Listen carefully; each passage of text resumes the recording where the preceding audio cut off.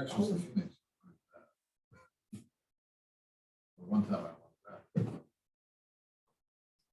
1 o'clock, I had a 4-hour layover. Okay, 6 o'clock, I'll call the meeting to order. Quorum is present. Oh, let's see, I will dispense with the pledge of allegiance unless there's an objection. Okay.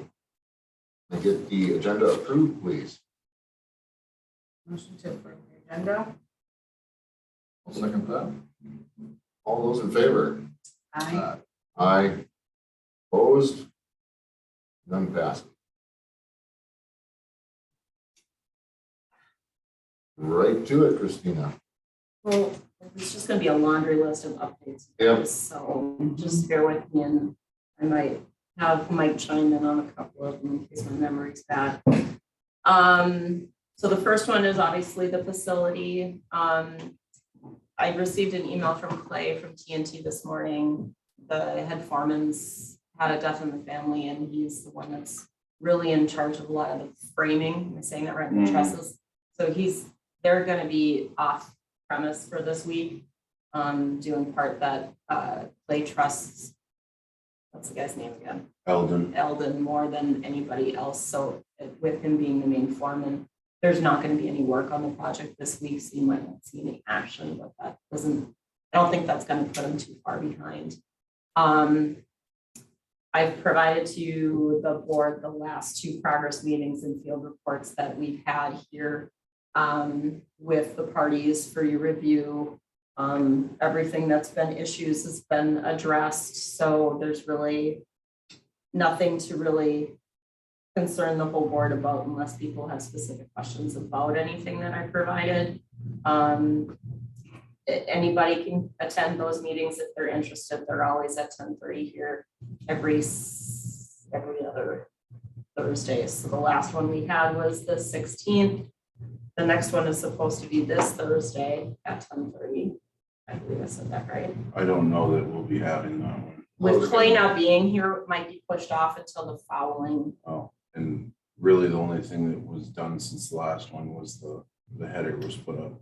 Yeah. There's really nothing to talk about. So if anything changes, I must have it like every week. Then the next one would technically be the 14th of July.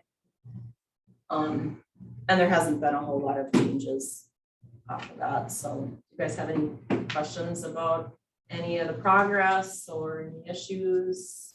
Well, I know, Mike, you had your concerns at the last meeting, and you feel they were addressed. We went on site there, and yeah, everything's was said that it's going to be handled. I'm curious to see how it lands and who really ends up with some responsibility on some stuff. But as of now, yeah, my needs are dealt with. So can I keep moving down the agenda? Yep, Max? please. On the American Rescue Plan Act funding, we paid Minnesota Pump Works for some of their service at the end of right after the June meeting. They're not completely done unless they finish 4th Street Northeast since then. And then the second half of that funding is supposed to be coming in here in July.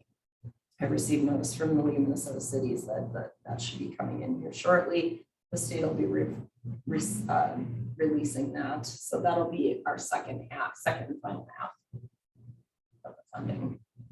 And currently the only thing I'm doing, because at the end of 2021, council approved to move that money into the reserve account, is any funding needed for approved bills like for Minnesota Pump Works or anything for the budget. I've just been making a cash transfer from the reserves to the operating checking account to pay those bills. So in Mike's case, a lot of that stuff from Minnesota Pump Works is covering out of the sewer fund.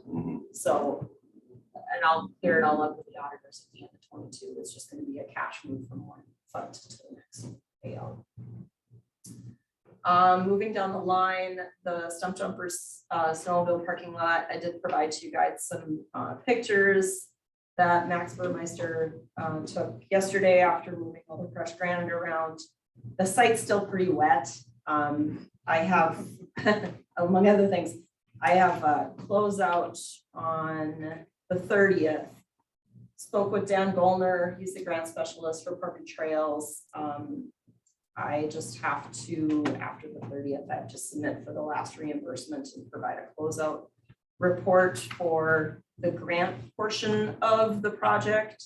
Obviously, the lease agreement is gonna still come with the city, and the only thing that's holding that up is that the Snowmobile Club plans to do some major renovations to that structure out there so that it is usable. They want to make sure it can be usable so that the lease mirrors that. So going off of their availability time and everything, this took precedence as getting that site cleared up. Where is it? Yeah. Do you know where Red Mickey's Tractor Ranch is on the way out of town on 71? It's on the west side of town where all of those tractors are. Yeah. So it's the smaller building just south of that one. Okay, Yep. all right. At some point, the Snowmobile Club will provide signage, and they might even spur off of Corey's signage that's existingly there, so we don't, it's not flooded in that area with signage, but they do have some other plans Okay, that the Snowmobile Club will provide out of their own funding to make it more visible to the people traveling up and down 71. gotcha. I think I just pulled in there and turned around. Well, good. The redevelopment project, no big changes. I spoke with Carl Dugmore this morning. I gave him the keys a week and a half ago so he could start getting in there. Anderson's, or the Shade Store, should have relocated or should be relocating the propane tank, so it's out of the way. And Public Cooperative should be relocating the phone and the fiber lines because they're connected to 30 Main Street, and not just for this building, but also for Anderson's outlet too. So that all has to get done before Carl gets in there. So they both know, both those entities need their timeline.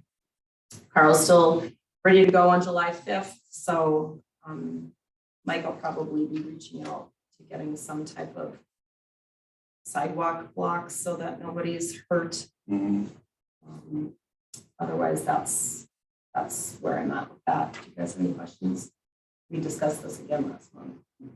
So are they just gonna level it off and then put up a fence in front? Or- All the buildings will be removed, Ron, and then Yeah. they're gonna infill, Mhm. and then it'll be a flat green space when everything is done. So Open to the sidewalk? open all the way up to the sidewalk, yeah. And then when all that project is done, then the city can start working on combining those 3 plots into one. In the site. Moving down the agenda, the city sales tax, I did email everybody on the board on Friday morning. As most of you know, the legislature, adjourned without a tax bill this spring. So unfortunately, our House and Senate both laid our city sales tax over for a vote in the tax bill, but because no tax bill got done, they're in limbo. So my plan of action is this. The city has 45 days prior to the general election to approve a resolution bringing the vote to, to the area to vote.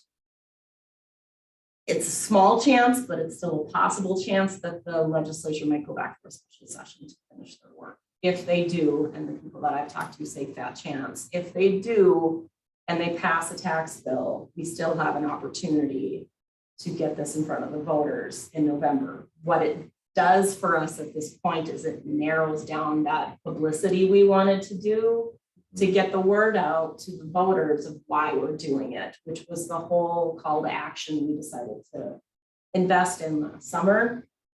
So I'm gonna start drafting the resolution, so it's basically ready to go And then hopefully, whether I have to ask you guys to call a special meeting to approve it, so it can get on the ballot or not, it just really depends on that timeline Whether or not they even, and whether or not they come back Maybe working hard on to come back.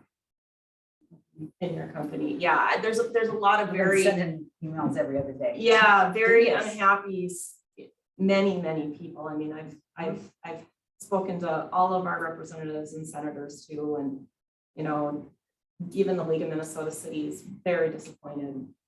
They do a lot of work for all municipalities to get things through, and it's all up to them at this point. I mean, yeah, that's probably what we can do is send those emails. Yeah, Keep them going. yes, exactly, right? Yeah, there's a lot tied up in just one easy, simple vote. Yes. But from what I've heard from a lot of people, representatives, is that there were things in there that many people didn't want, and that's why they were forced to not approve it.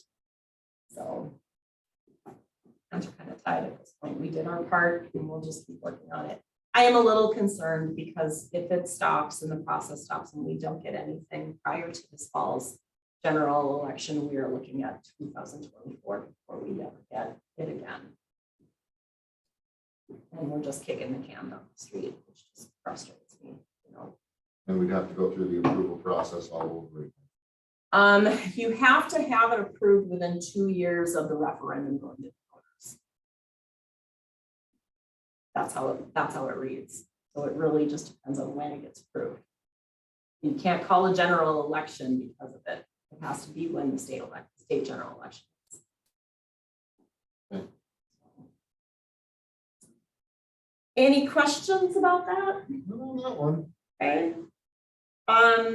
The Kitchigami Regional Library capital appropriation, I was in attendance to the board meeting on Thursday with Lori and a couple representatives from the local board as well as Kelly.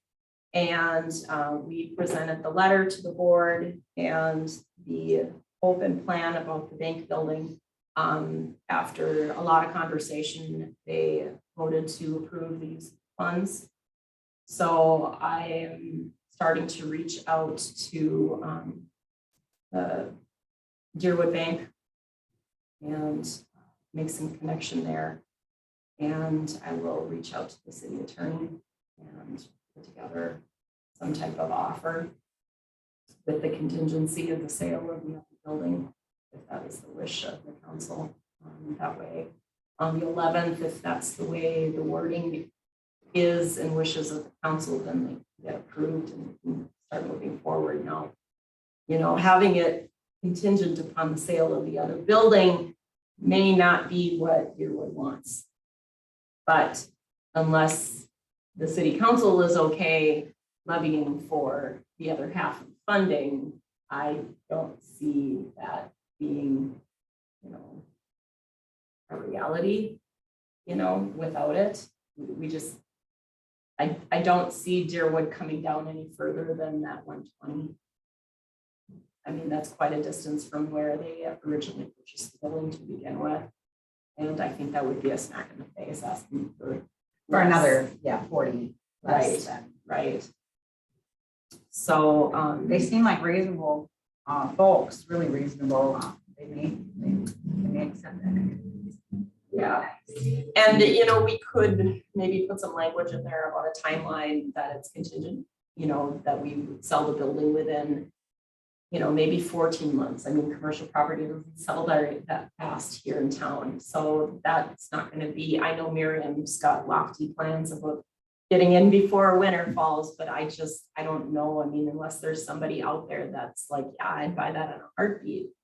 I'm trying to be realistic, right? Yes. Instead of optimistic in this point, because I can see the city doing the levying for the unmet need between, you know, the sale of the building and the Kitchigami money, but I don't see the city being able to levy for it without it. It's just not feasible. Has there been any interest at all by anyone in the other building? You know of? You know, when Miriam came to present at the work session in May, was very positive. She had met with Matt Sparby. Matt Sparby seemed to think that if it was put on the market within the next couple of months, that it would definitely sell for 50,000, Ron. But that's just one person's opinion, you know. Not exactly a main street. It's not, but it's It's a nice sized building. I mean, there's things that you could do in there very easily. yeah. Like one of the first things we thought of was what a nice preschool daycare. Mhm. You know, Sure. it was. Good idea. It's a nice. It has the things that you would need for that pretty much. You know, you can make it get high anyway. And I think there's a limit to one kitchen, but Oh, yes, most definitely. but I mean, it's feasible. It's just finding the person that wants to do something like that. I think that's kind of the Blackduck. That's one of the things that's hard for us here is that people want to put their business here because we're low traffic at this point unless it's summertime. Right? Yeah. You know? So, I mean, our stores right now, they're open part-time. You know, they're not capable of staying open. So, I did have a conversation with Dave Hankel from Greater Bemidji last Thursday at LMC. He was a presenter and he's, you know, in charge of the launch pad and the Mayflower down there in Bemidji. There have been previous people that have been interested in making a satellite office up here in Blackduck, a shared workspace, if you will. And I kind of told Dave, I said, wouldn't that be a great opportunity for Greater Bemidji to have a shared workspace here in that building? And he loved the idea. So there's a need. I can see it being used as such, like having the CRC in there and other entities that the library board has suggested. We just need to get that across the finish line. Okay.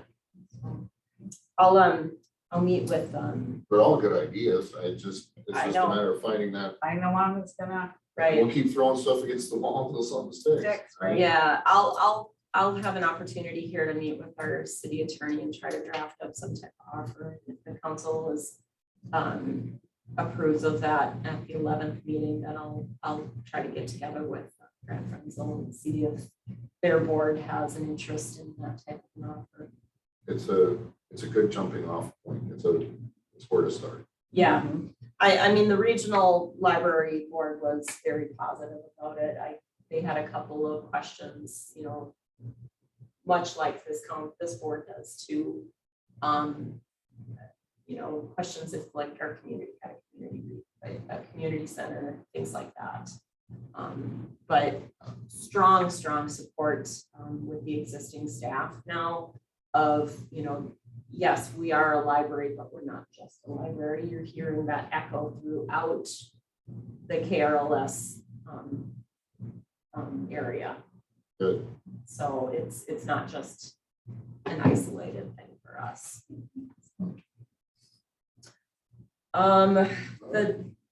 Moving down the agenda, I don't have any current updates on the DMV. I have some more feelers out there now that the session has adjourned to find out more information from my regional contact, and I haven't heard from her. So I have legislators' offices trying to get in touch with DPS of that. The website is launched. I do need a new full council picture with Bobby Joe not being on the board anymore and Ron being appointed. So if Nick is going to be here on the July 11th meeting, I'd like to do a new group photo of the council that evening after we adjourn. Good. I shared July 11th. I shared the website on our 365 Facebook page. It looked like it got quite a few shares, so I haven't gotten any negative feedback on it yet. I hope that's okay. I mean, I got something, I forgot what it was. Okay, well, if it wasn't substantial, then it must have been not bad. Easy to remember the bad, hard to remember the good, huh? I'm assuming Mike has no cemetery vault upgrade updates. No. Okay. On the Moon Pafco performance stage update, I know that Mike met with some of the key people since our last meeting. We met down there. Boy, sorry guys, there's been a lot going on. It's been since the council meeting. Yeah, and there's Yeah. been a lot since then. I know.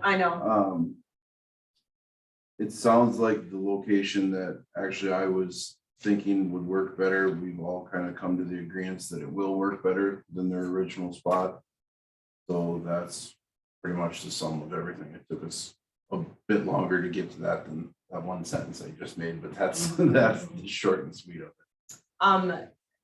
Dwight Kelvin had mentioned in the last couple of board meetings, Chamber and EDC, that I think he's looking for seeking some type of formal approval from the council for the location. I don't know if that's really necessary, since the MOU was signed and the parties that were involved have already signed off on that location. So You know, if maybe somebody- he just wants some face time and some head nods to know that that's what everybody wants. Did it get staked out? No, I don't think so.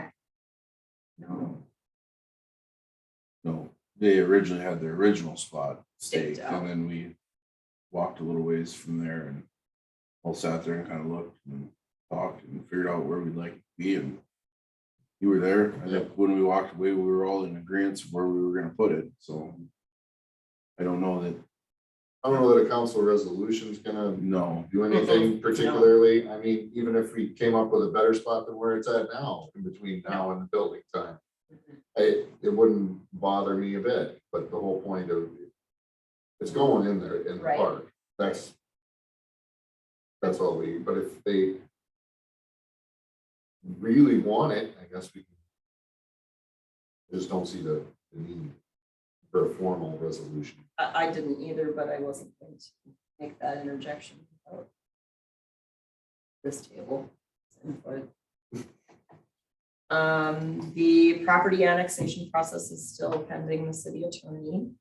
Right. And the emergency flood event from April is still pending the county and quotes from FEMA, and then that's it on my whole business. I don't think I forgot any projects or events that are going on. There's a lot going on. There's lots. going on. Would you Yeah. say I was gonna say there's so much going on, I don't know what we've talked It's still about. pending at FEMA and this the point. county approval. They're gotta look at all of the reports that were put in in May, excuse me. And make a decision of award. Okay. I mean, the city will still work towards improving the deficiencies that happened during the storms and the continued storms. And we'll keep track of where all those funds are going, so that when it does come time for any potential reimbursement, you'll have that ability to submit that to FEMA.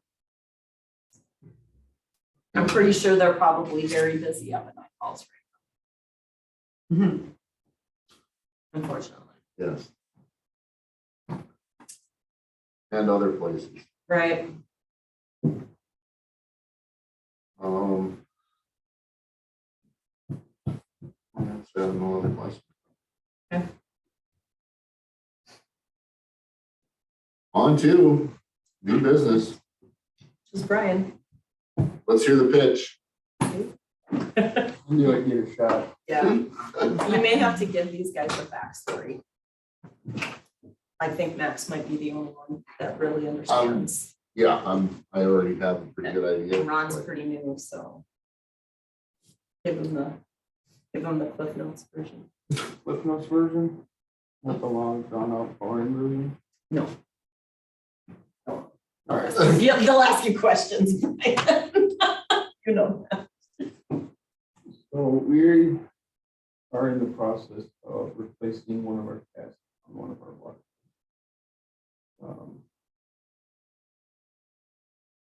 It's kind of a long time coming.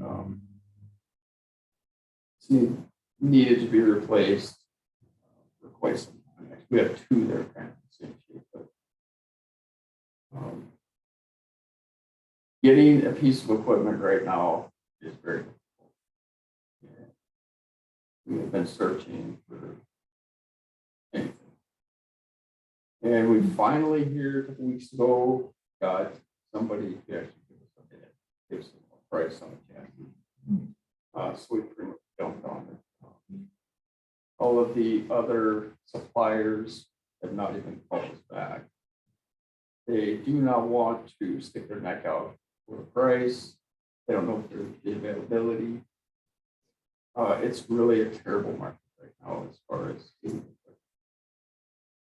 chassis, trucks for that matter.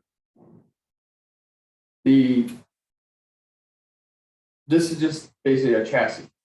We have to switch the tank out and the body out ourselves, which is not, shouldn't be too much of an issue. Frontier can do that for us. They change tanks on chassis for us. We actually need three, but Start with one. start with one. We've gone from one to a couple bad ones to we need three. Well, it was kind of funny. We just kind of jokingly, myself and another individual, were saying, "Well, geez, they can get us one, maybe they can get us two." And we found out from Mac anyway that their dealership is only being they're only being allocated one a month. Mm. So these, yeah, I don't know how they can stay in business. So there basically isn't, and this isn't just trucks, heavy trucks, medium duty trucks. It's everything. It's cars, boats, four wheelers, Yes, tractors. They're not building this stuff basically without a buyer. They don't have whether it's COVID related or not, whether it's a supply chain, it's going to take some time for these places. But they've kind of fallen into a groove where if they still have buyers, they're going to get those buyers committed basically. So the dealerships don't really get any inventory, which find out now that the Mac dealership, RDO and Fargo, they're letting the factory of them have one a month. So we're claiming one of those that they're getting. Let's say if we wanted to, we'd have to claim the next one. There's fleet services. They're the ones that are gobbling up everything that comes out of factories. As far as a primary engine, we can't even get the builder, so to speak, even call us. They will not, because all they have is bad news. They're so backed up and delayed. So we were pretty excited when we actually got this call that somebody was actually willing to throw around a number and actually tell us that we could get one within a reasonable time. That's kind of the backstory. The heads up tonight for this is that in order to basically lock in this purchase, which we're not going to see, she did tell me could be May of 23. Oh, a that's year from really now, about a year from now. So we're getting one of those summer months, the allocation from one of those summer months. They want 10 grand. And that's, I guess, that's part of the game that everybody's going to be playing now. They just will not let you just sign off, even the municipality. Christina, Max, mine, whoever, signature. It's not enough. Oh, no. In cash flow. Yeah. Yeah. So that's my deal. We've got a chassis that's roughly what, $96,000. Yeah. 96 and change, something like that. Yeah, 96,367. Once they receive, it does say it's a 24 model here, which makes sense because they were saying that it was going to be a 23. which doesn't make sense because No. it should be, if it's Should coming be. in the summer of 23, it'll be a 24 model. 24. Yeah, that makes sense. I think we kind of miss it. So, in summary, in order to keep the ball rolling, the city has to cut RDO a check for 10 grand. It's not coming out of the truck fund that the townships have been putting in for. It's gonna come out of that fire department special equipment fund.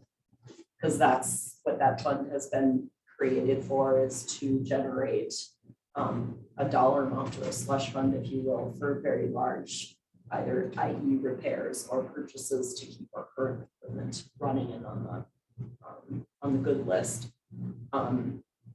That's not an issue. I can't recall what the balance was at the June council meeting, but I know it's over 300. I think between the two funds, there's probably $458, almost $500,000 in those two funds. So it's not going to reduce it to the extremity where the fire department's in a scarcity. Yeah. So for the next council meeting, you're needing a motion to release his funds, or do you, what's? Yeah, it's unfortunate, but we have to wait till the July 11th, the final. I would, Christine, I spoke with him, he's fine. he's fine with that. Oh, Good. it would be, the council would see it in the consent agenda then, as of, that funding being released, and then I'd have the authorization to write that check and give that to them, so that they know it's pocketed for Blackduck. It's good that you guys And are they'll still wait. talking to him. Yeah. He's got everything basically signed, ready to go. Okay. In fact, I think he may even have put the preliminary order in. Good. So, there really isn't any, my biggest concern was, that we were gonna get out of the line, and then just keep getting pushed further back, but he said, no. He said, you guys got your spot, you got your, the chassis, the one you guys order, everything that we need for it, there's all the specs. So I'm guessing, you can hit the final button when he gets the check, and it should be built. Can you share with, or Brian, your idea of what the installation costs will be once the chassis is here? So basically, I don't know if you might want to show. I think it's in their packet. Oh, okay. Yes. Yeah. Oh, It's basically it's the cabin chassis. And right now, we have two cabin chassis that we have. One has they're both fixed bodies, fixed tanks. Yeah. They're both water tankers. We've got two FL70 chassis. They're both manual transmissions. Nobody knows how to drive a manual transmission anymore. So everybody we've hired, say in the last 10, 15 years struggles. We cannot continue to, I'm sorry, I shouldn't. I know, I know how to drive a manual. I'll come in there. it's an unfortunate reality that we face. And when you basically couple that with the fact that there's 16,000 pounds of water, it's not a, No, it's Somebody- not like a GO or- somebody made the point that, yes, I know how to drive a manual transmission.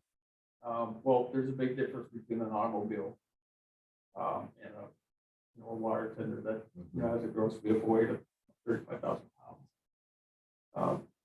Stopping, braking, shifting, downshifting. So it has become an issue to where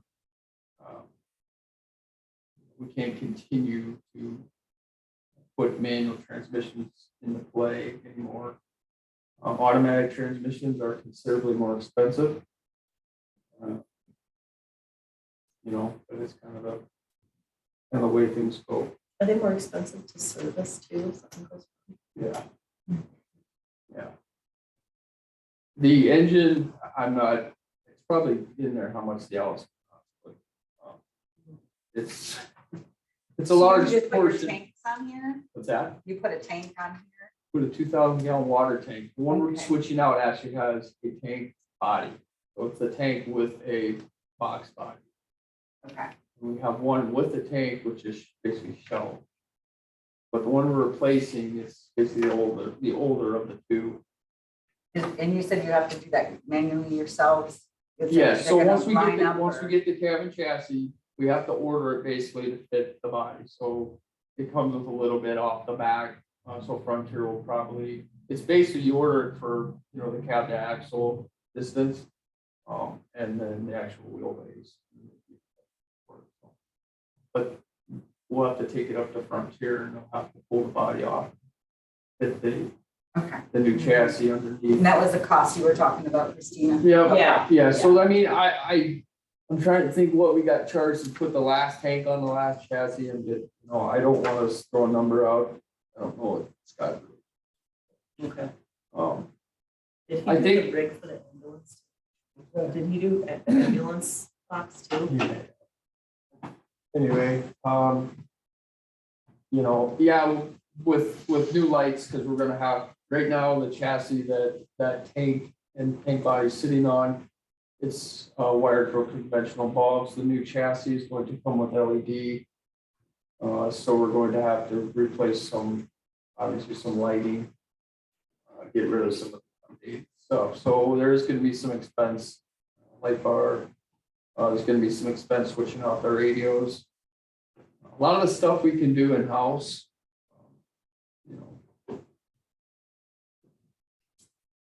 I would think that maybe 10.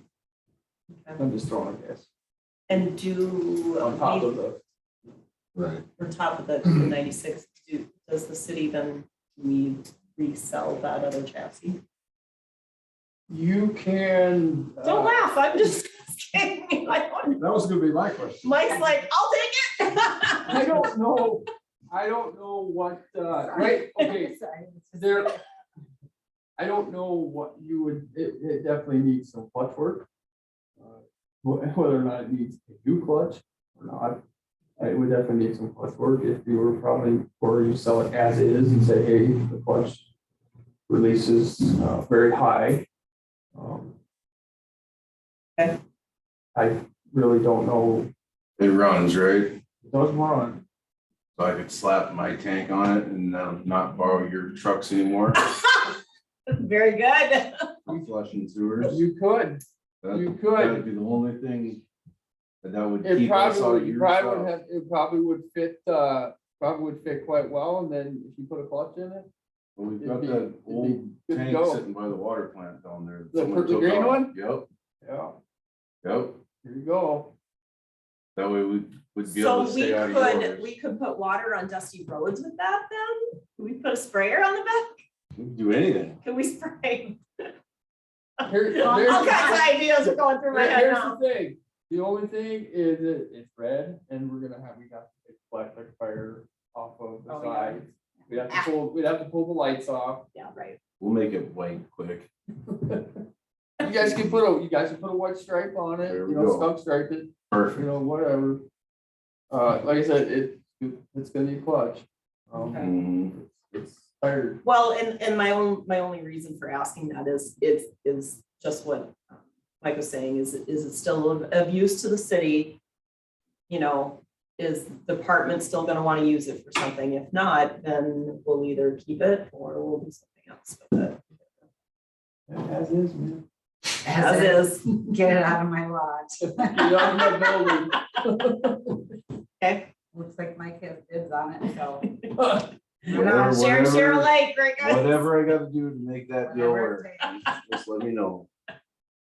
It's actually still, the amount of time that we put on them, Yeah.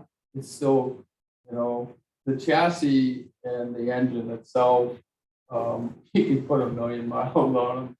It's just, It's the type of miles these get. it's the type of miles Yeah. that we hammer on. Yeah, exactly. And for Yeah, us, and I you mean, guys we are- just be in town. You guys are screaming hot to a fire. Right. There's really That's the no worst thing holds- that's the yeah. worst thing we can do, and unfortunately, we have to do it every day, every time we go to a call, is Sure. we start the truck up and let it idle for maybe 30 seconds before we go tearing out with it, and it's full throttle. That diesels don't like to do that. They like to run and puke a little bit first before. So they are, it definitely is the way they are used. Yeah. That definitely, causes the problems in the breakdown. Do we know what model year the current truck is? The one we're replacing? Yeah.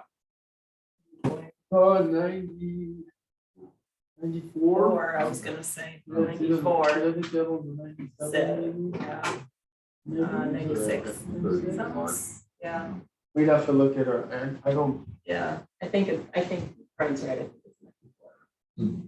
I've gone through that title folder several times in the last 9 years, so. Well, you got my go with it. Yeah. Yeah, so we'll put it on the consent agenda for July Well, 11th. Yeah, if it's that much in competition, let's get it. Agreed to with that company. it's pretty bad right now. We still have yet to get anything from Freightliner, International, Kenworth. And just so the council may or may not think about this, because that's what I always think about is, are we doing this by policy? Are we doing it, are we requiring something correctly? And the purchasing policy we just updated, Brian and I went through it thoroughly when we took this vote. We're within the parameters of, we don't have to go out for public bid on it. So, and not to mention the fact they asked for bids from several different entities, and when we received one back, they did their best and they asked for apples to apples. So I think we're covering our bases on the purchasing, supporting those statutes too. Okay, cool. I That's think it. that's good to go. You're good, Brian. Yep. I've never seen you stick around more longer than you had to, so. Yeah, I'm gonna walk out. If we could also be so lucky, right, Mike? Have a good evening. Thank you. Thank you. Thank you I'll for your time. probably, if I don't have to come in on the 11th, I won't, but if I. You do, won't. I'll relay it to you. All right. See ya. Thank you. About that 30-year mark. So. Yeah, I really don't want to go through this resolution without two of your other board members here. All of us here. I really just, I mean, there's some vacancies on there from Bobby Joe not being here. Yeah. The Park and Trail Board and the HRA, and that was it. So unless the board wants to shuffle the deck completely again, I would entertain Ron's interest filling Bobby Joe's seats for now, because otherwise we're gonna change gears through half this year, and that just is way too frustrating in some of these boards. I don't know if Don or Nick are gonna have any problem with that. Because they're kind of spread out as it is. They right? are. They're stretched thin. Oh, I see. So what's this CLEO vacancy is filled? Is that? That's Cleo, that's the chief law enforcement Oh, officer. okay. Oh, I'm sorry, Bobby Joe was on the liquor committee too. She's usually on quite a few. I don't know how I missed. I'm not highlighting some of these in my head. She was on, obviously, the HRA. The HRA, yeah. Okay. Which is the entire Which is board. all of us, yeah. It's all of you. The Park and Trail Board and the Liquor Committee. And the Park and Trail Board had its most recent meeting this spring. Actually, they had two. We agreed that they would only meet twice a year, and they were fine with that. And the Liquor Committee hasn't met, In a long time. not since we started the project at the building there. So I'll let you guys discuss that. I'm not gonna tell you what to do. Well, I am, but I'm not. So basically what we're looking at You is could try. I can try. is having Ron absorb Bobby Bobby Joe's Joe's spots. spots until the next, Yeah, Till until the the next election. election, until the election is done. and Ron, if you're okay with that, I guess I'm okay with I that. wish there are three. Is that right? It Yeah. looks like 3 different boards, yeah, or committees. Bucket Trail, Wicker, and Ditch, right? Yeah, Yeah, that's- I'm just gonna make those changes. You guys are fine. We're good with that. Okay. I don't think It's that, kind of too, I don't think that needs a formal. It does need a formal It does. reading of the resolution. We'll do but- that on, But with your other 2 board members vacant, I don't see how they would I don't wanna shuffle everybody around right disagree now. with that. Okay, I mean, if there's something someone has, now you see what all the boards are. If there's something that you think you might be interested in or you wanna do for sure, absolutely. We can take care of that after the election. after the election. Yeah, let's keep this here. Assuming all of us are still here.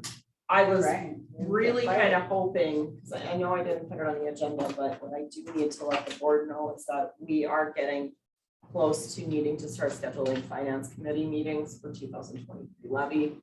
I know it seems like we had a very I short was- vacation on that, guys, but Okay. I'm probably, and it's good to know that Nick is still with us. He's just kind of taking some kiddo time because he is part of that committee, and I really don't want to start a levy process without someone already. And he was instrumental last year, so we'll probably be working towards that in July. I feel like there should be 2 counselors on finance. But that's just my opinion. Okay. Who's on there now? I just- Mike, myself, and Nick. And we can add as many as we want, you just pick up for them, Correct. That's what I was going to say. Right. Two counselors would be, right? to me, a little bit. The people get more representation. Well, here's my 2 cents on that. You don't need to add them to the committee. But if one board member additionally, besides Nick, chooses to be part of this year's process, I think that that's welcomed regardless of having a permanent seat on the committee. As long as it's the same person for all the meetings that we held. So you're not switching them. Yes. So it's you, Mike and Nick Yeah. at this point. And The mayor it's- wants to see somebody else in there, is that what I'm understanding? Yeah. Or another council member. And when are you gonna start that? towards the end of July. Is your fiscal in October or how does your? Our budgets are calendar, but we have to have the levy preliminarily adopted by the end of September for the following year. So we have to start our budget process for 2023 in late summer. And please keep in mind, I do a lot of preliminary meetings with all the department heads before I even start working with the finance committee. Then I take those nuts and bolts and put them together with the finance committee instead.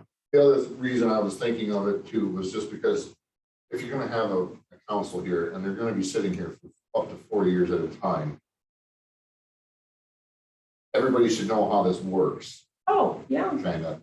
It would be I was just sitting here thinking about, would it be it's a good way to start understanding all the Yeah, ins and outs of Yeah. how money is allotted, where it goes, I how you use can the- spend it, where you can move it to, I used to joke government math, but it kind of. Yeah.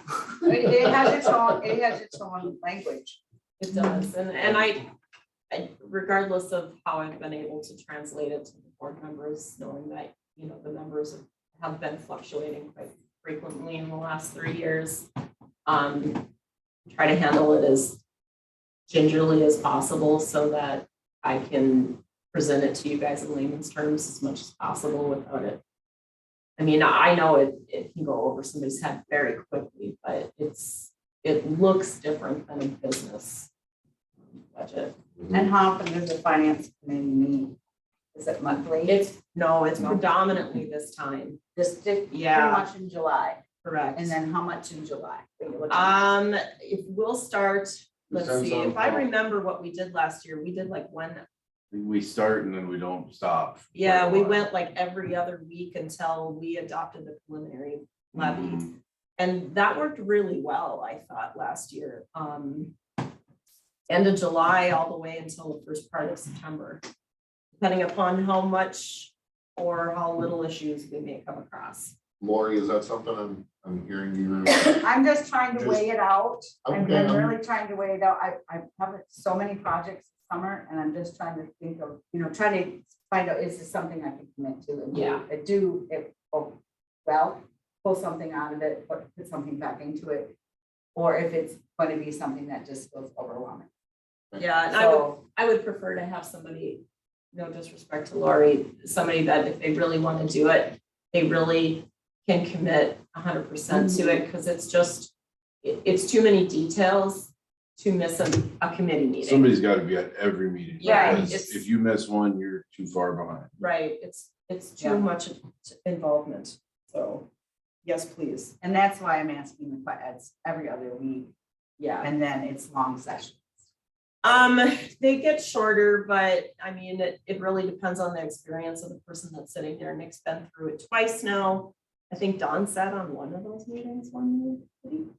Am I getting the personnel committee mixed up? He sat in with us for something one time, I think. I don't remember Public what it Works. was. No. Public Works. Budget. Seeing I was there when it was, yeah, I did the finance one, You were there. Rudy and Yeah, depending on how well it goes, maybe an hour or two, a session. I try to do the back work, present the highlights. We discuss those highlights, answer any questions that bring those issues to the changes of the levy, and ask for feedback, and then I go back and I do some more back work. So it's not like a really long meeting, because I'm usually doing, So your the legwork department of heads it. have their budgets ready to go, Yeah, and we've done, you're fine tuning it. correct. So it's every other week in July. I will tell you, let me look Okay. at my phone here real quick and check my calendar. There's nothing I can decide on today. Absolutely. I will honestly tell you that I would not be prepared to do anything until July 28th, which is that last Thursday in the month. And then we'd have all of August until like the 8th of September to get it done. And that's good. Because there's still, I need July for some of the things to come through from the legislature. So they don't certify our LGA until July. I need that number from them to do our work. And there's other parts that come from the state, like our health insurance, those types of numbers come through. Yeah, there's a lot of back work that I do, bonds, what our debt schedules are looking like. I do all that back work first before I even meet with the department heads. Because if insurance and liability go up 3 to 5%, I factor that in. So all those things that we cannot live without get factored into that budget. And then I ask the department, what do you really need for operating, and what kind of plans do we have for 23? And then we start predicting and fast pacing what we can add into the budget without going really, really crazy. Like, everybody wants a $10,000 raise or whatever it might be. Right? Yeah. And then I circle back and see what's feasible. Show it to the committee. That's kind of a quick. No, it's version good. of it. Yeah, Yeah, I just don't want to take on anything that I. absolutely. can't. July is a lot of my planning stages, getting in preparation Okay, for so those it's like meetings. more Yeah, August, yeah. Yeah. but, okay, just checking it out. Okay.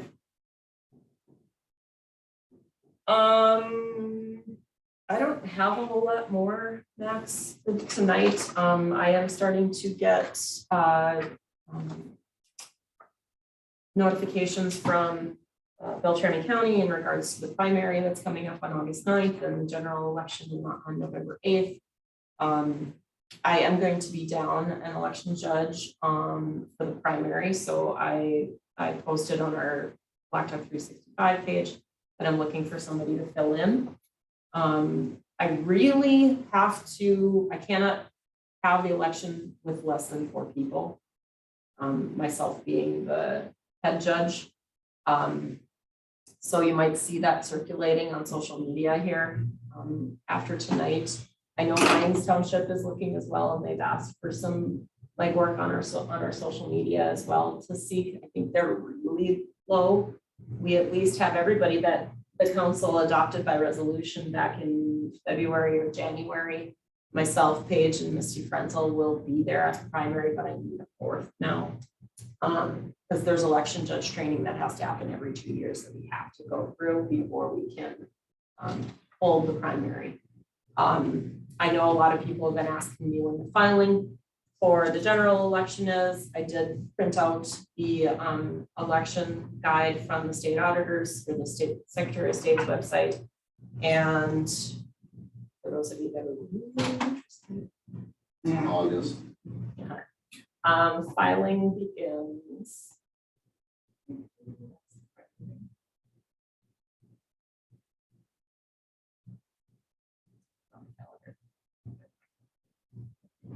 Filing period starts on August 2nd and goes through the 16th of August. And August 18th is the last day to back out.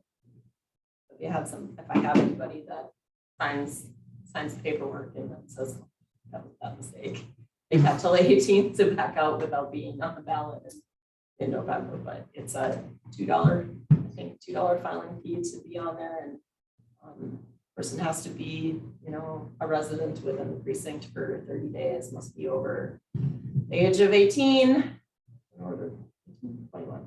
No, it's not 18. It's 21. Uh-huh.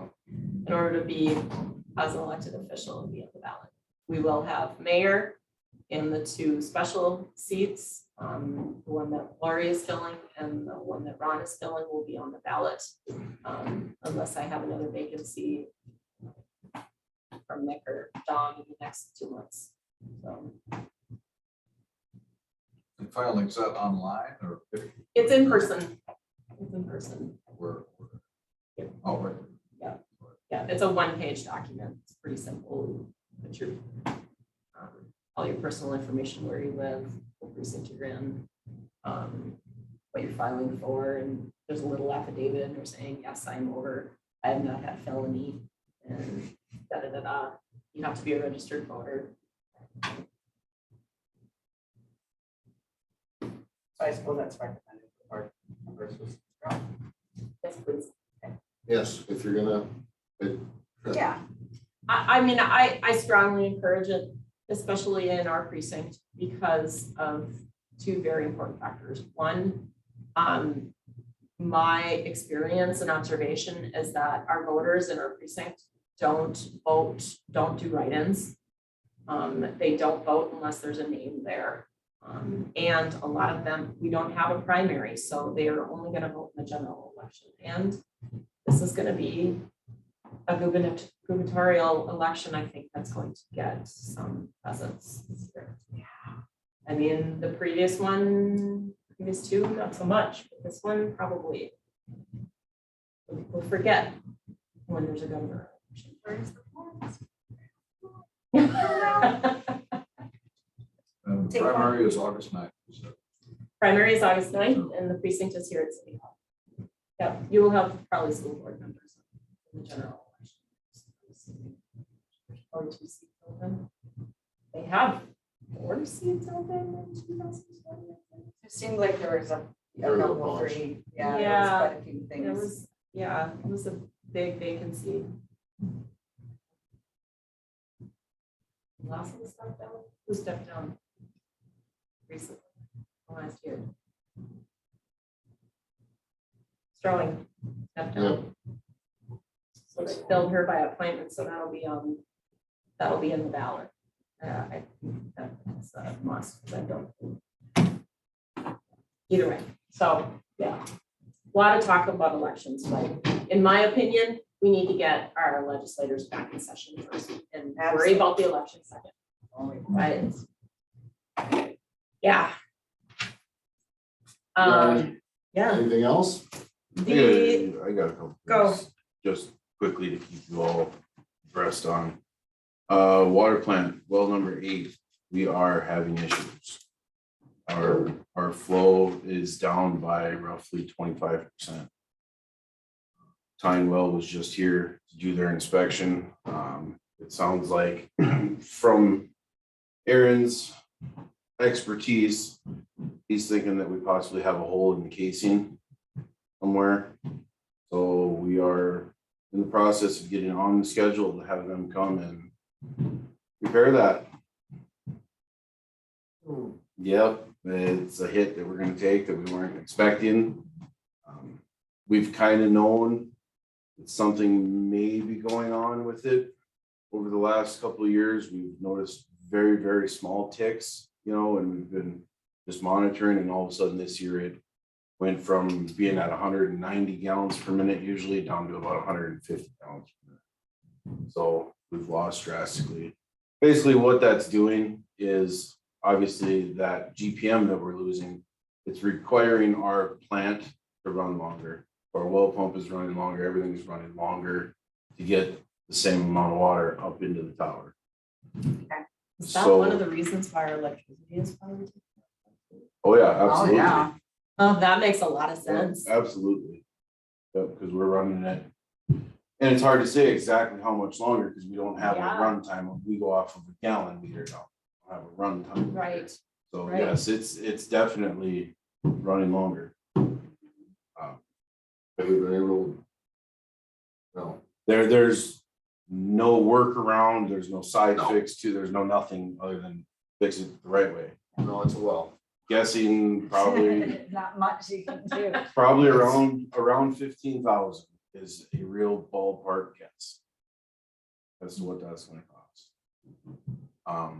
So he has not been here to provide us an estimate, or he is coming to do the repairs and The estimate really doesn't matter. it doesn't matter? No. Okay, No, we deal with Tyne Well for our wells, always Right. have. There's no sense, I'm not slapping anybody in the face trying to find a different, $1,000 cheaper, no. And this came across during one of our.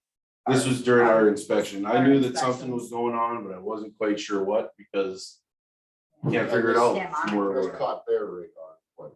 Yeah, yep, because it was a number that we've kind of been watching, and of course, with their expertise, some other things came into play, and like, okay, we're pretty sure this is what's going on. So that's why I pay $200 a year to have them come and do an annual inspection. It helps, because the other thing is, our backup well 5, we have a pump house for that one. If you go down there, there's a little building right by the road, that's a pump house. At some point recently, something shifted. Our pipe work went like this. Could it be from all the It's very possible, weight going across that little road? very possible. No, it's not. oh, thank No. God. I'm talking, it's from the extreme wetness that we had for a little Oh, while sure. there. The dry ground going into winter. I'm an absolute, I'm adamant that when you go into winter dry is when the ground shifts, pipes move, things break. When you go in wet, it kind of locks it up tighter. So we went in extremely dry this year. And I really think that dryness mixed with the really goofy spring and thaw and freeze and thaw we had is what happened. We're gonna attempt to fix it tomorrow. Well, in that age. So really truly, as of right now, number 8 is limping along. Number 8 well, that's what we call it. Number 5 is our other well, which is our backup well, and that's offline until we get it. So we're really in a spot of, Where is 5? what's that? Where is well number 5?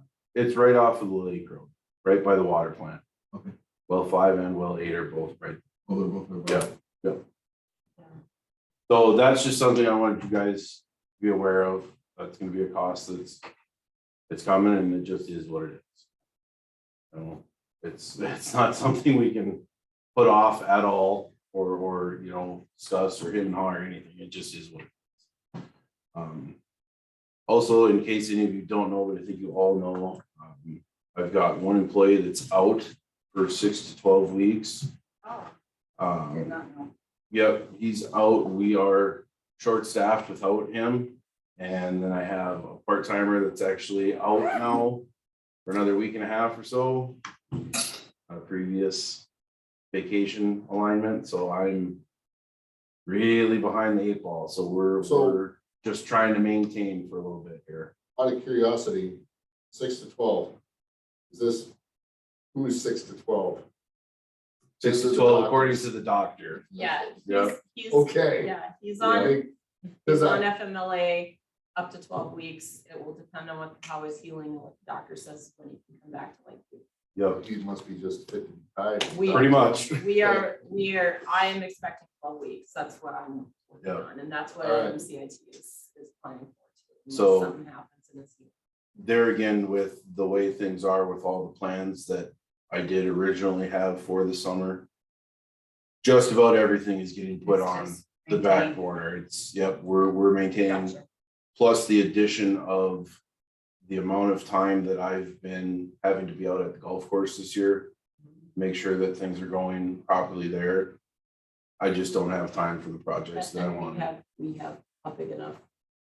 We have a big enough slate of things that are going on in the city that are already above and beyond the regular world Right. of this town. So just, if you're seeing anything or hearing anything, of course, you can always bring stuff to me, but just know that we are behind and stuff is on my radar. It's just a matter of, I have to prioritize at this point. Right. And as much as grass, is generally a priority of mine, it no longer is. It's, if we have something big going on, I will make sure that things are done and taken care of, but there may be something that gets skipped here and there for a week, or we start doing a little skip mowing around. It's just, there are other things that have to be dealt with first. So, just so that that's on everyone's radar as well. We're on the same page. Mhm. That's all I really have. So I have two things. One, I'll get back to the LMC conference. One that has been brought to my attention prior to and now post afterwards. For the last half a dozen years, we have been the site for the read of the New Testament on the Wayside Rest.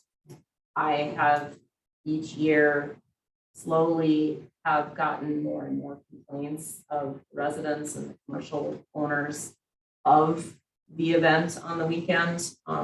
They've never violated our noise ordinance. They've never got before 8 and after 10 p.m. But I have had a business owner that's told me he's lost business because of it. I've had another business owner that's told me the same thing, that they don't want to be around. It's too loud. I might be coming and recommending that next summer we make some serious vetting when it comes to allowing them. They put 3 speakers on top of the roof of the Wayside Rest. And they're just, they're constantly on it. And I just don't think it's been a very positively received from some of the area and some of the people that live here. It's really difficult for me to say you can't when they're using it just like the wood carvers does. The wood carvers put speakers on top of the pavilion as well to announce, their activities and their winners of drawings and that type of things during that event. The biggest difference is that the wood carvers is usually concluded by about 5 or 6 o'clock at night. And they don't do it 12 hours a day. Correct. So What's going on in 12 hours? I'm totally lost. they read the New Testament. That, okay, yes. I hear that from my house. You have a resident that's unhappy nearby. Okay, very good. That's cleared as much.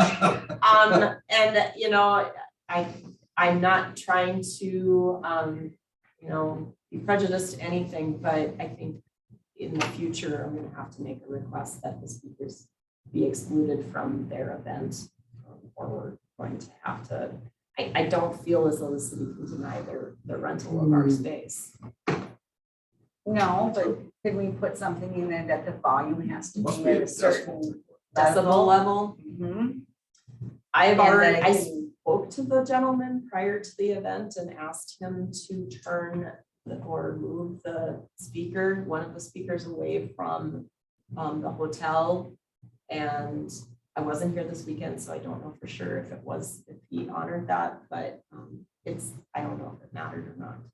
Is that what went on all day Saturday and Sunday? Yes, ma'am. Yes, Because I hear it from Liberty Drive. yes, and And you can hear the whole time. in all honesty, there's absolutely no reason to have speakers going Yeah. when there's 5 people there. Yeah. It just doesn't make any sense. We're getting close to the point where on a reservation standpoint, the city's gonna have to look on changing some of our behaviors in the future anyway, besides just the wayside rest. We have an enormous increase in reservations at the campground. We're both reservation and free camping, and that causes discontent from some of our campers that just pull in and free tent and then leave. And Mike and I had talked about just making the RV side reserve only and the rest of it open camping and non-reservable. So there's gonna have to be some changes, I think, in 2023 to all of those types of things that we offer to the community. Favorite sites. I know, and see that, and I'm not lying to you guys, we're completely booked for the 4th of July week, starting tomorrow. That's awesome. Well, we're getting to be where we want to be out there. Right? Yes. And we knew that at some point, there's gonna be a tough decision that has to be made of either we go completely to reservations or we abandon them, which obviously that's Yeah. not gonna work. Or like Christina and I talked one day, we try to do maybe a hybrid and reservation only on the high side and on the low side. It's kind of a first come, first serve type of deal. There's misconception in the public because on our envelopes, our pay envelopes, it says, take an envelope, pay it, and then stick the perforated section on your site. And for free camping, a lot of people do that. Some people, they just grab a site if there's not a reserve tag and they go and camp. The problem is we are not fully staffed out there. We don't put that on our host to control the reservations. And when you do a hybrid of, yes, you can camp there if there's not a reservation sticker, you get people that pull in on Tuesday. Well, we put our reservation signs on Thursday for the following week through Wednesday. And if that person's already Then we there have and to they go want to tell stay people through to Friday, and all of a sudden they're in a site that somebody else is going to pull into. It's really hard to let free camping happen, not monetary free, but you just go and pick your site out there Yeah. and then have a reservation system on top of it. Yeah, It's hard. We get by most of the time, Yeah. but that's because we haven't been busy like we're starting to. But you're starting to be up. Yeah. I know, And trust me, it's not fun when I have to go out there, one of my guys has to go out there and tell somebody that's got their 40-foot RV and all their fun stuff set up and they're having a blast. And I go tell them, you gotta. gotta- I mean, we've been pretty consistent. The new website has a disclaimer on there saying that we allow open camping. Our reservations stop on Wednesday at noon, and we put the signs out on Thursday. You're welcome to camp as long as there isn't one. I've added that to the regulations on the site, so hopefully that word will get out. But it still becomes a problem because we can't do both. I mean, most campsites that do a hybrid have this type of issue. I mean, Big Falls Yeah. still does, and they're huge now. And it's hard on the camper, especially a tent camper. You can't not reserve and you drive 2 hours and the campsite's full. Yeah, and that's why Then you're stuck. You have to turn around and go home. And we've had that happen to us where I just went, where are all these people coming from? It's a Tuesday. It's, Yeah. and so But if it's- reservation is the way that, then we had COVID and then everything was reserved. Yeah, Yeah. and it's still going that way. I mean, I don't think there's a state park now that isn't full reservation only. Big And Dog that's- used to have some unreservable sites and you just knew it. And they're not like that anymore. I still have hopes that at some point I will be able to work with Amanda from Pinnacle and find a feasibly inexpensive way to add a reservation type program on our website so that people can take a glance and say, okay, site 18 is reserved for the next 2 weeks. So we don't go anywhere. We Yeah. don't take a chance. Yeah. You Let's just can't, do it. anymore. You You have gotta to be able reserve. to know you're gonna have a spot. Also, just as a side note, I was in Bemidji this weekend for my girls softball tournament and ended up talking to a guy from Esco, I believe it was, who said he absolutely loves their campground. So it's more compliments that I've been getting since we've been doing the updates for the last couple of years. I've received several. That's a good ways away. so. Several phone calls, very happy with the improvements that we've made to the campground. And not just the beach, so, Yep, it's coming along. yeah. Back to the conference. Yes. It was very good. I attended some good work sessions on Thursday. Wednesday did the early session on a grant writing session. It was pretty, I mean, it's not something I haven't already seen, but there was some good useful information that I took back. It re-energized some of my thoughts about a lot of the other areas in the state and out in the national level that there are grants out there for. It's just grant writing is, you know, is a whole job in itself of, you know, of my position, and I wish I had more time to put towards it, but I do have a lot of resources, and I remembered and was reminded of where those resources are with that. So I enjoyed that. On Thursday, I attended a PTSD breakout session that was only supposed to be in a room this big to sit 48 people, and there was over 75 people in it. It was standing room only. Took back some very good information. It was put on by the league's insurance trust. I got some really good contacts. I spoke to a lot of other people there. Learned some very enlightening statistics that the average age for PTSD disability payouts and claims are age 41. And in 2021 alone, the state had over 277 law enforcement claims. The para 299A disability, the health insurance para claim that the city is now having to do, that is definitely being used all over the state. There wasn't a single person that didn't raise their hand in that room that had a PTSD claim in their municipality. And there were 3 representatives from 3 separate towns that had 3 or 5 in the last year. What the league is pushing is prevention, mental health programs, those types of things for our emergency responders. I was made aware that this 299A statute that Paris supports paying health insurance for emergency service employees also applies to our volunteer fire staff, even though they're not full-time health benefited employees. So police and fire are both represented by that. And I can speak from my own observation in the last 3 to 5 years that our fire department has responded to some really bad, incidences that I don't think they've ever had to. We've had some fatalities that have shook this community to their core, and that's really hard for a normal person to have to deal with. And if I can be an advocate at any level, it's probably going to be the prevention level, because that's the only way we're going to be able to fight this going forward. My biggest concern on a legislative level is that the fund that the state provides local governments to recoup some of those costs for their health insurance is going to go broke with the amount of claims that are out there, right? And I wasn't alone in thinking that. I spoke to the mayor from Hopkins that's in the same boat. They can't afford to pay more than what they do in health insurance. And if this continues down the road, the state's going to go broke trying to fulfill this. It's scary. On a positive note, I attended a session that was hosted by Dave Hengel from Greater Bemidji. He did a great presentation on their 218 relocate program. And that was also very well attended. We got some kudos.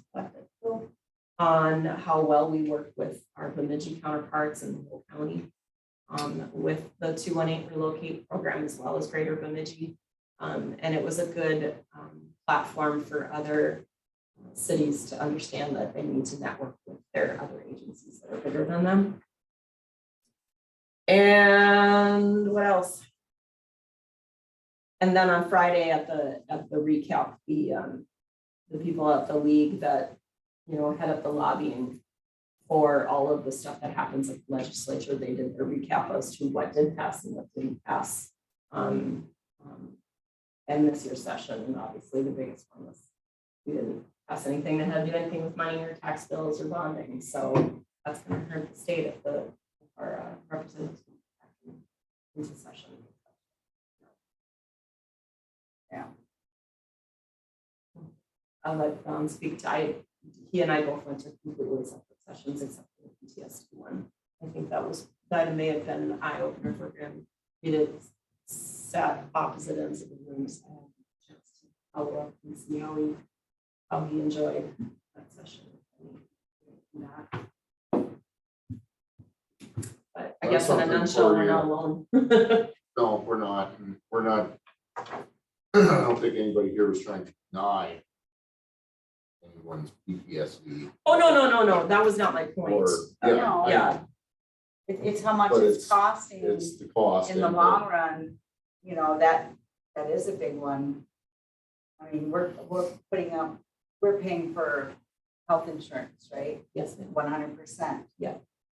Where before an employee would be partial of that, now you have somebody who's unemployed. Now, does that run into the disability category where they would be qualified to get Medicaid? I don't know what our city has been ordered for is only from Mara on this Okay. point. I'm just wondering how, you know, what they're gonna do. When you sit down and look at this It's enormous. on an enormous scale, you know, It's Yeah. global. if we have staff and we're paying half of their, whatever percentage that medical cost is for that insurance, and then we start to get so many people underneath the city that have this PTSD claims, we won't be able to have a force. You're right. We won't be able to afford it, and then we can't be the only ones. No, we are definitely not. I can So, tell you that for certain. we're Just not. thinking that, you know, like, well, okay, how are these people surviving? Mhm. What kind of benefits and where is the state gonna help out? In keeping us afloat? One of the attorneys that attended that session for the leagues asked for some feedback from those in attendance as to who may have went through the appeal process to Para, and obviously, you know, we represented our city, but we're not alone. But 9 times out of 10, all of those entities, they're actually settling and not pushing it because the people that are approving them at Para are definitely utilizing some very good medical examiners in doing that. Oh, yeah. Yeah. And there's not very many people that I know in this, that I've met in this world that could see a mangled human being and not be affected by it. Absolutely. And if that happens more than once, or if it's a child, it's even more extensive, the effect it has. So I understand it. It's just that Is that, with understanding, you still have to I know. group and figure out how to sustain financially. Will the league be putting that on there? I actually have a flyer that I'm going to try to manipulate. It's big and it's two-sided and I Okay. have to figure out a way to copy it and provide it to you guys and give it to the rest. But yeah, and they have a lot of links in their toolkits on their own website, so I'll get that to you guys. That's something you can check out. Ron, I don't know if you've been on the League Minnesota City's website. Not yet. You can get in there and sign up, you get your own updates, It's highly a lot of free webinars, very user doesn't friendly. cost anything, but Good. you done? I think so. Motion to adjourn. Are we there? Yeah, we're there. We'll second Very good.